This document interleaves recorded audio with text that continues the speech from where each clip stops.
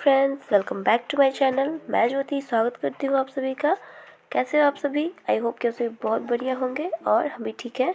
तो फ्रेंड्स, ये वीडियो बृहस्पतिवार का है क्योंकि आज मेरा फास्ट था, तो दिन को मुझे टाइम नहीं मिला था पढ़ाई करने का, क्योंकि सुबह खाना बनाना होता है और उसके बाद फिर पूजा करते करते तो मुझे 12 साढ़े 12 बज जाते हैं और उसके बाद फिर बाबू को देखना होता है। और अभी करीबन 3 बज रहे हैं, तो मैं बस बाबू को सुला करके आ गई हूँ अपना स्टडी करने के लिए। और जैसा कि आप सभी को पता है कि मैं अभी KVS PRT की तैयारी में लगी हुई हूँ, तो चलिए हम अपनी तैयारी करते हैं।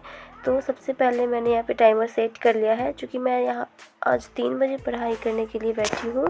तो देखते हैं कि कितने टाइम तक हम पढ़ाई कर पाते हैं, जब तक खाना सोना होता है रात में तब तक। तो अभी बस मैं सबसे पहले यहाँ पर NCF 2005 पढ़ रही हूँ। तो मैंने इसके नोट्स अपने CTET के टाइम पे ही बनाया हुआ था, लेट्स लर्न वाले चैनल से, जिसमें हिमांशी मैम पढ़ाती हैं।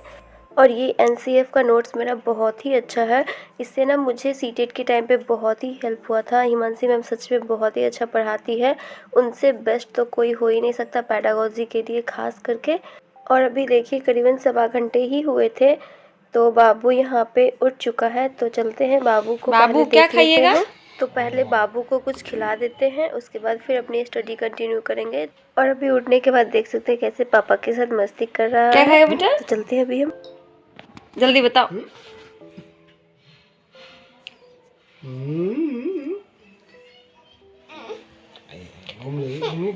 चलो ओट्स बना दे। ओट्स खाएगा? ओट्स।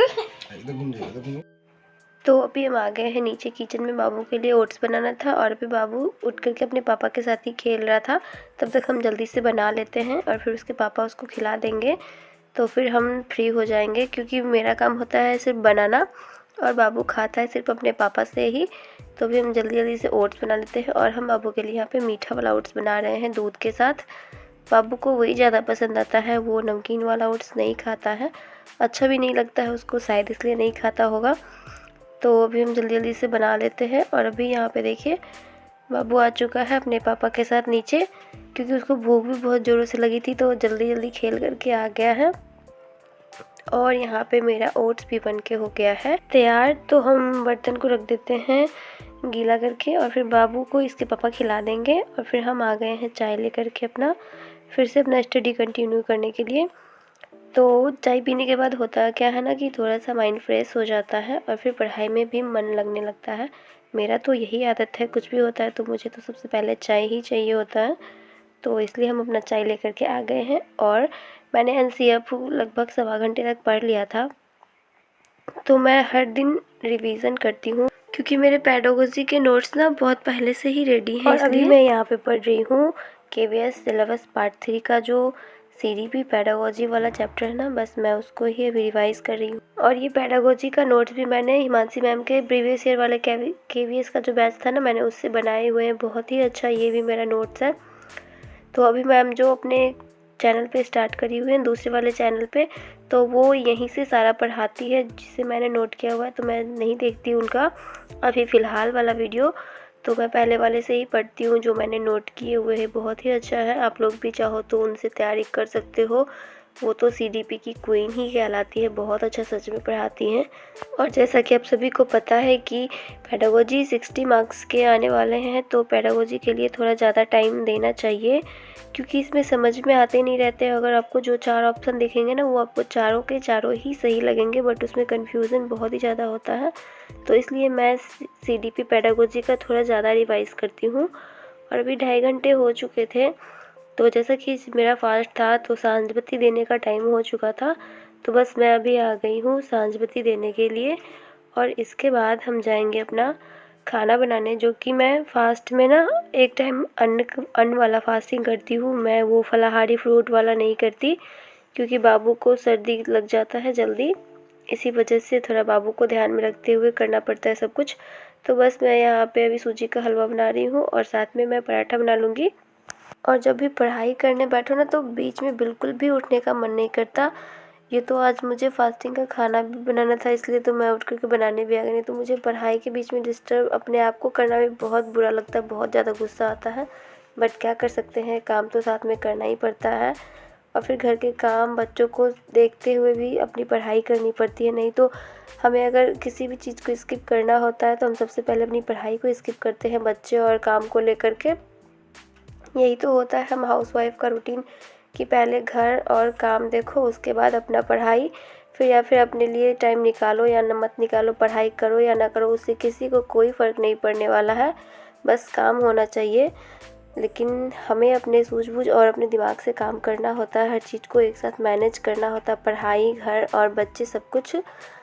तो अभी यहाँ पे मेरा बन चुका है हलवा और पराठा। तो सबसे पहले हम यहाँ पे हस्बैंड और माँ के लिए निकाल दे रहे हैं, उसके बाद हम अपना खाना निकाल लेंगे। और ये रहा हम लोग का खाना।